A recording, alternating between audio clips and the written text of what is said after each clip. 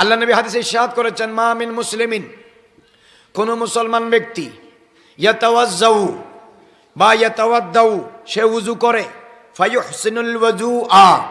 ওযুটি সুন্দরভাবে করে, সুম্মা ইয়াকুলু, উযু শেষ করার পরে সে বলবে, আশহাদু আন লা ইলাহা ইল্লাল্লাহু ওয়া আশহাদু আন্না মুহাম্মাদান আবদুহু ওয়া রাসূলুহু, ইল্লা ফুতিহাত লাহু সামানিয়াতু আবওয়াবিল জান্নাহ ওয়া ইয়াদখুলু মিন আইয়্যিহা শাআ। আমার নবী ইরশাদ ফরমাচ্ছেন,